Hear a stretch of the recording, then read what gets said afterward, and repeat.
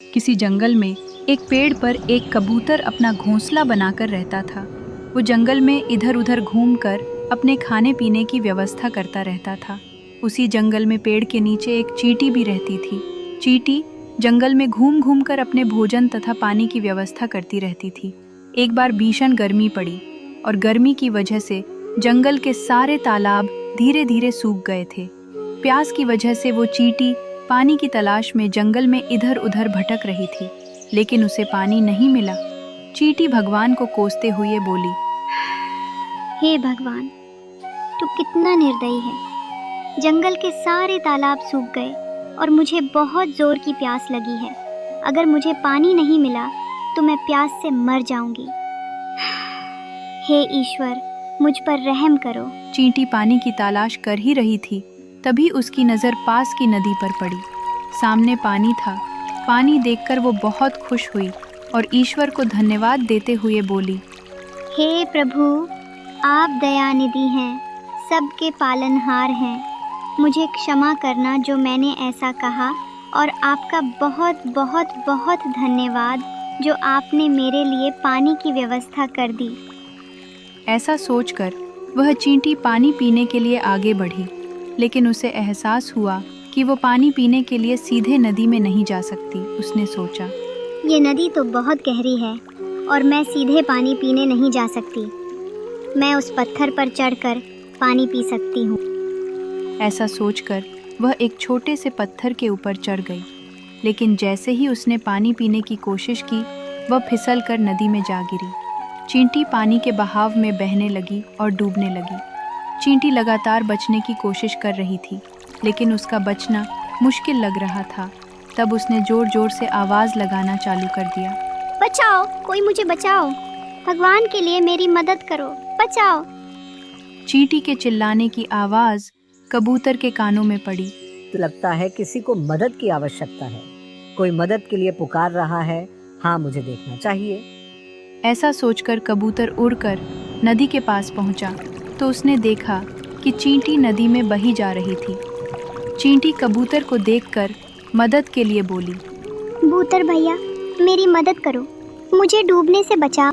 कबूतर ने चींटी को देखा और उसकी दशा देखते हुए बोला, चींटी बहन, आप चिंता ना करो, मैं आपकी मदद जरूर करूंगा। मैं कुछ ना कुछ उपाय करता हूँ। ऐसा कहकर कबूतर ने पास के डाली से एक पत्ता तोड़कर चींटी के पास फेंक दिया। चींटी बहन, आप इस पत्ते पर चढ़ जाओ। ये पत्ता आपको किनारे पर पहुंचा देगा। चींटी उस पत्ते के पास पहुंची और उस पत्ते में चढ़ गई। थोड़ी देर बाद पत्ता तैरता हुआ नदी किनारे सूखे आ गया। चींटी ने पत्ते से छलांग लगाई और नीचे उतर गई। चींटी बचकर पेड़ के पास पहुंच गई और कबूतर को धन्यवाद देते हुए बोली, कबूतर भैया, आपका धन्यवाद। अगर आप ना होते तो आज मैं नदी में डूब जाती। मैं आपका यह एहसान कभी नहीं भूलूंगी। अरे चींटी बहन, इसमें एहसान की क्या बात? ये तो मेरा फर्ज था। आप भी किसी दिन हमारी मदद कर देना। ऐसा कहकर कबूतर अपने घोंसले की तरफ चल देता है और चींटी अपने घर की तरफ चली जाती है। कुछ दिनों बाद एक दिन एक शिकारी शिकार की तलाश में उसी जंगल में पहुंच जाता है। यह बहुत ही अच्छा स्थान है। मैं यहीं पर अपना जाल डाल देता हूँ। कोई ना कोई पक्षी तो जरूर फंस जाएगा। ऐसा सोचकर उसने अपना जाल लगा दिया और उसमें दाने डाल दिए और वो खुद थोड़ी दूर जाकर छुप गया और किसी पक्षी के फंसने का इंतजार करने लगा।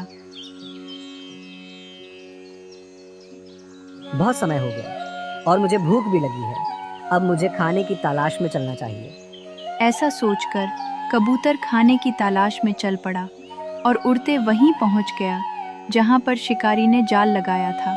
कबूतर ने जैसे ही जमीन में दानों देखा तो बहुत खुश हुआ और बोला, अरे, यहाँ तो बहुत सारे अनाज के दाने हैं। आज तो पेट भरकर खाऊंगा।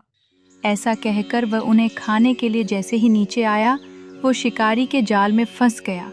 कबूतर जाल से निकलने की कोशिश करने लगा, लेकिन वो नाकाम रहा। तभी शिकारी वहां आ गया। कबूतर को जाल में फंसा देखकर शिकारी बोला, मत छटपटा मेरे कबूतर, आज तो तू हमारा भोजन बनेगा। भोजन। शिकारी ने कबूतर का जाल पकड़ा और कबूतर को पकड़कर वहां से अपने घर की ओर चलने लगा। कबूतर डर की वजह से जोर जोर से चिल्ला रहा था। बचाओ, कोई मुझे इस शिकारी से बचाओ, बचाओ। चींटी ने कबूतर के चिल्लाने की आवाज़ सुनी तो वो परेशान हो गई। ये तो कबूतर भैया की आवाज़ है, लगता है वो किसी मुसीबत में है। ऐसा सोचकर वो शिकारी के पास पहुंची और उसने खूब जोर से शिकारी के पैर में काटा। तेज दर्द के कारण शिकारी ने उस जाल को छोड़ दिया और अपने पैर को देखने लगा। मौका पाकर वो कबूतर तेजी से जाल से निकलकर उड़ गया और शिकारी देखता रह गया। कुछ दिन बाद चींटी और कबूतर मिलते हैं और कबूतर चींटी को धन्यवाद कहता है। वो अच्छे दोस्त बन जाते हैं और एक दूसरे की मदद करते। उपरोक्त कहानी से हमें सीख मिलती है कि जीवन में किए गए अच्छे कर्म कभी बेकार नहीं जाते, इसलिए कभी भी किसी की सहायता करने या अच्छा करने से पीछे ना हटें। जब भी मौका मिले दूसरों की बिना किसी स्वार्थ के मदद करें, क्योंकि उनका फल अवश्य लौट कर आता है।